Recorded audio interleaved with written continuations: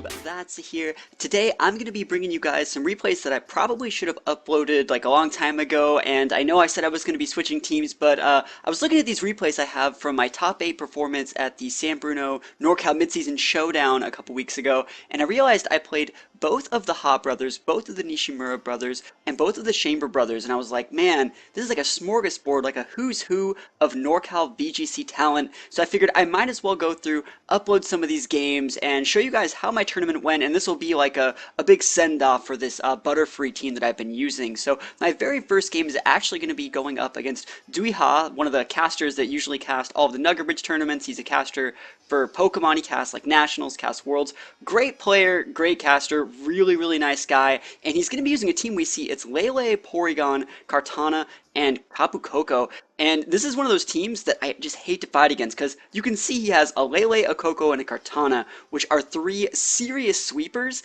and he totally has a Porygon, and it's funny because he's going to Trick Room me, and it's going to suck, and it's like the most annoying thing to play against, that semi-Trick Room type team, especially for a team like mine. He totally outplays me for half this game, but I don't want to give any more spoilers.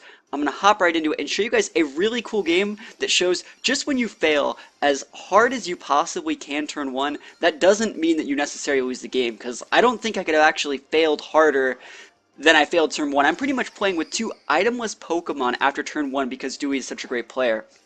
He leads Lele Porygon, and the reason he's leading with the Lele is to say like, hey, you can't fake out my Porygon, I'm going to get Trick Room up. So I'm like, alright, well, if he wants to get Trick Room up, the only thing I can really do is Sleep Powder with my Butterfree, and this is still the Z Sleep Powder variant that I'm running in this tournament. So what he's going to do, remember, he knows that I can't fake out him because there's a Psychic Train up, he's going to withdraw his Lele for Koko, and that means I could have technically fake outed his Porygon, but no one would ever read that deep into it, so I have to fling onto his Lele spot so he won't taunt my Butterfree, and he totally just outplayed me there. Like I said, I was trying to go for the fling onto the Lele, fake out it, or sorry, flinch it so it couldn't taunt my Butterfree so I could go for the Z Sleep Powder onto the Porygon slot, and I totally got bodied because remember, Tapu Koko's Electric Train protects Pokemon that are on the ground from being put to sleep. So I wasted my King's Rock, I wasted my Z move, and he got his Trick Room up. Could I possibly be any more behind right now?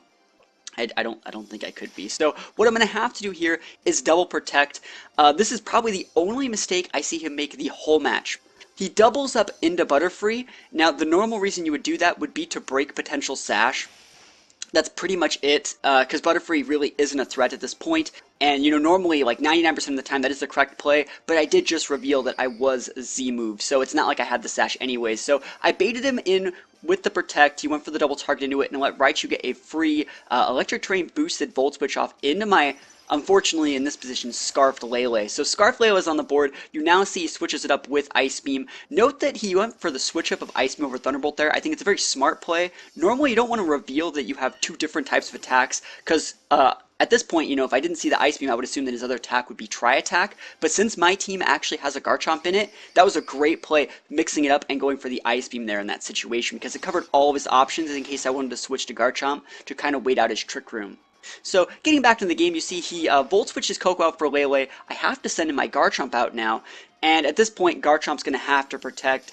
He should know by the speed tierings that my Lele is Scarfed, and he just goes for, he keeps me honest, sorry, he doesn't keep me honest, he just reads me like a book because he knows that my Lele has to take that damage. He goes for the Ice Beam there, and we're going to see him pop a Z Psychic, Shattered Psyche, I believe it's called, onto my Garchomp slot. So I really like the mixing it up of going for like attack targets. He went for the Ice Beam on the Lele and the Z Shattered Psyche onto my Garchomp. Note that that would KO Garchomp.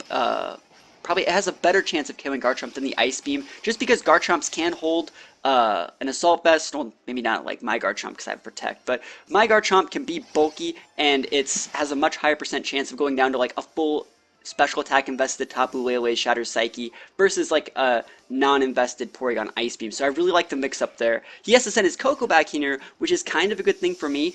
And this is where the game's going to change. This is where the game changes. This is the last turn of Trick Room. I weathered the storm. I lost one of my Pokemon, and it's time for me to turn on the aggression.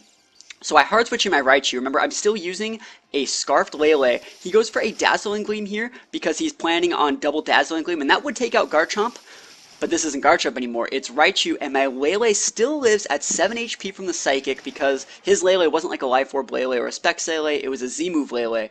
And now the Trick Room's over, I have the complete speed advantage. I have a Surge Surfer Raichu and a Scarf Lele. I go for a Fake Out onto his Lele because Electric Train's up, and I'm also going to be able to go for a Psychic, picking up the KO on his Tapu Koko, and I believe that's his...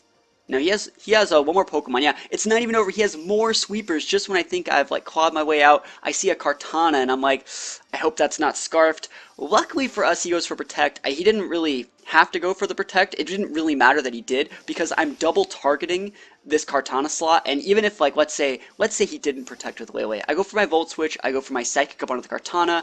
Garchomp comes in. Garchomp would have lived the Dazzling Gleam at this point and still been able to check the Lele. So at this point, I've pretty much won because his Kartana didn't Protect. The only thing that he could have done there was Protect with Kartana instead, and then I would have just gotten bodied.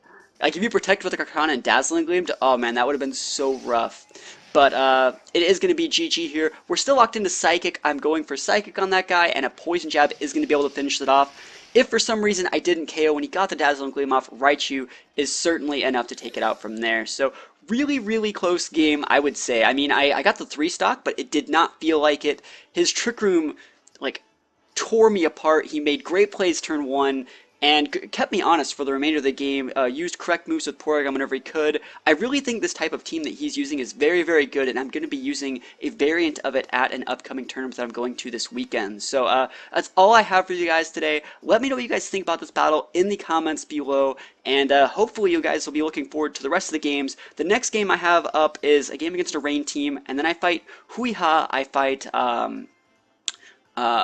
who is it? I fight Huiha, I fight Ryan Chambers, I fight Thomas Nishimura, Kiyumo Nishimura, and Alan Chambers. So like a bunch of like world-class VGC players are going to be coming up over the next week and a half. So let me know what you guys think about it in the comments below, and I will see you guys next time. Peace out.